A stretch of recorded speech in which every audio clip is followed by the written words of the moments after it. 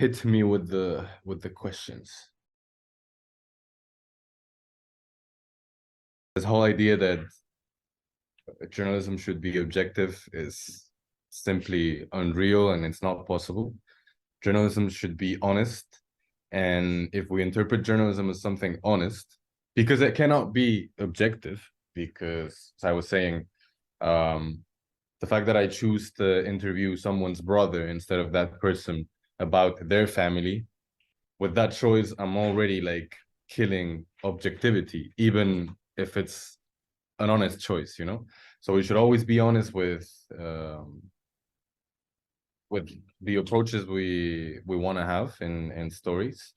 And that takes me to the fact that, okay, if you want to be honest about a story, you have to acknowledge that the same story has multiple realities. The way you perceive a moment is different than from the way I perceive a moment. So including different realities is what makes you reflect reality as a whole, as a more complete thing. So if we come back to Egypt, Egypt is a huge country. There's so many things happening everywhere.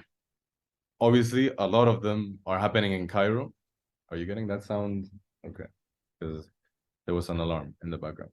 A lot of them are happening in Cairo, but a lot of them are happening outside of Cairo. So focusing only on the capital is reflecting or choosing to cover a part of the reality, but not the whole reality of what the country is with all of its nuances.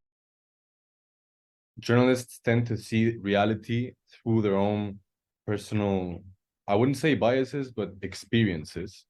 And going back to the need for a variety of perspectives in order to make or to cover reality as a better way is necessary. So I always tend to surround myself with people. Here in Egypt, for example, I tend to surround myself with Egyptian journalists from different backgrounds, and I try to be as close to reality as possible. So okay, we all study here in AUC, and we're all surrounded by very privileged people, but I tend to always try to see the other sides, and there's many other sides, and that definitely adds value because it allows me to escape this bubble that I'm sort of forced into, and that as a journalist I'm not interested in. So it adds reality, and usually it just surprises you. You take a lot of like personal knowledge and a lot of lessons that you can apply in your private life. And I think the more complete you are in your private life,